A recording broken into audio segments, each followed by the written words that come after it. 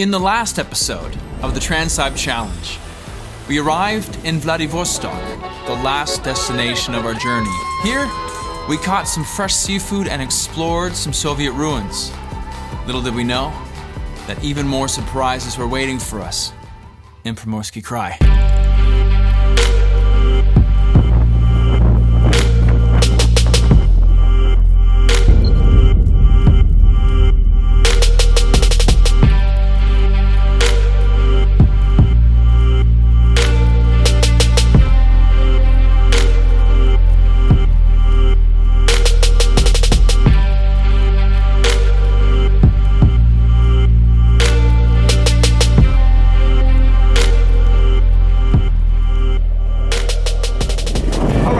Exploring the fortification, we met a man who had the key and a generator, and I guess it's a little bit of a museum. Either way, the door's open and we can go inside the giant cannon. Oh guys, my adventure senses are tingling! We're on the coast of Russia, the far southeastern tip, next to North Korea, next to Japan, next to China. We're about 100 kilometers away from Vladivostok, and this area has supreme strategic importance, especially during the times of the Soviet Union. They built a gun emplacement here, one to protect them from specifically the Japanese, and it's been laying here abandoned, rusty, dripping on the coastline. I've never explored anything like this before in my life, and you can tell it's going to be 9 shades of epic. And away we go.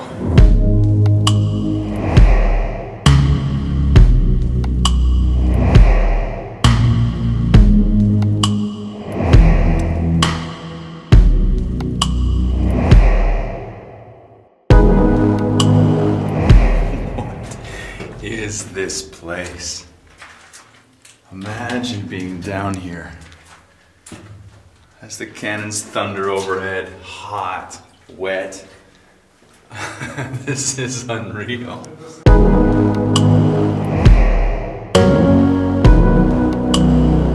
This was one of the most southern points of the Soviet Union's defense, and it was a fortification, a gun emplacement to protect the ocean from ships of enemies coming to shore.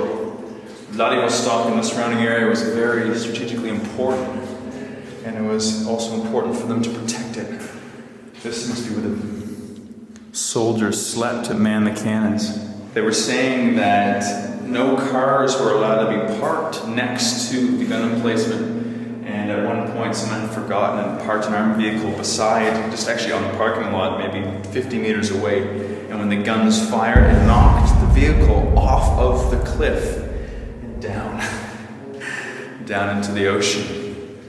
These guns were immensely powerful. I mean, if you're sinking battleships, you've got to have some horsepower, right? You've got to have some serious ammunition.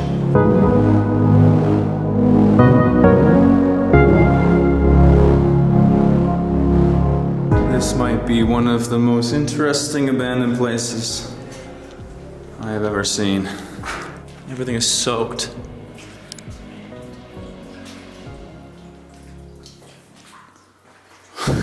This is definitely the set if I ever want to film a horror movie. I'm guessing all of these shells were used for artillery, and they just bring them up. Wow. Oh, there's the middle. Incredible.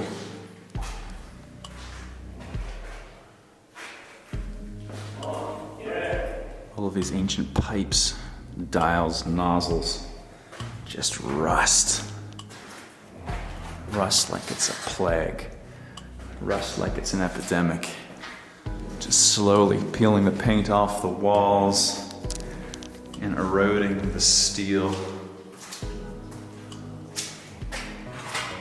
This part of Russia constantly gets hurricanes. Well, I guess they're called typhoons here. Just endless rain and wind eventually would tear something like this right back down to the earth.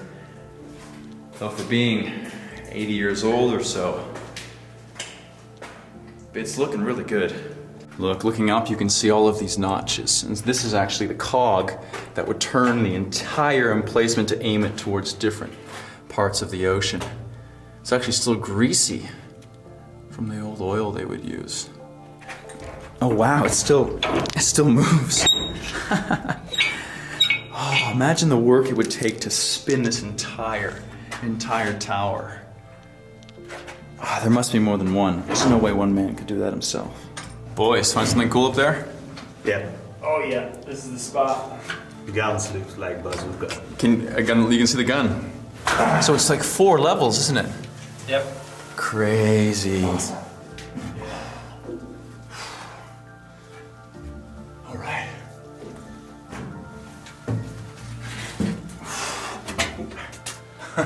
Oh, and here's the beginning of the cannons. You can see, and the crank to aim them, I'm assuming. Yeah. Looks like it is still working. All right, next level. Next level. Oh, the cannons. Look at this. So there's 2 and they're, oh my God, they're so huge. Imagine being inside here when one of them exploded, one of them shot. So we know there are 2 of them. Yeah, wow. Oh, and here it is, the peephole. Guys, check this out. Woo. Not a bad view.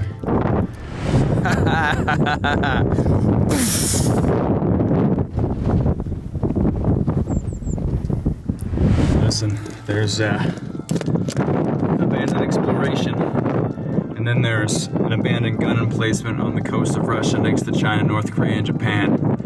It's taking abandoned exploration to a whole new level. This is incredible.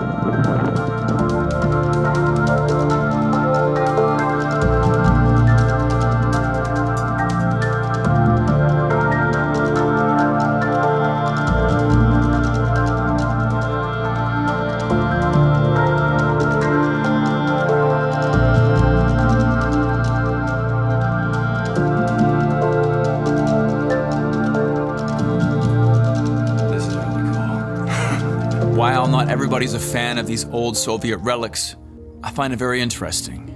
Times have definitely changed, but these places paint stories, and searching out stories is why I travel. This was our last day in Russia, so that night we went back to Vladivostok for our big farewell party. It's the last night, unfortunately. We have a giant table full of friends, and between the friends we have one of the most delicious looking seafood feasts I have seen outside of Japan. Yeah. Come on! Alright, first you got these mussels here, I forgot to film that. And this. The feast does not stop. We have mussels with blue cheese, and now we have these little potato medallions with different kinds of fish eggs and raw fish, and it's just delicious. It never stops being delicious the whole time. It is a feast, a seafood feast here in Vladivostok. Good. Cheers, everyone. Cheers, everyone. The last night! The last night. Woo! What an adventure.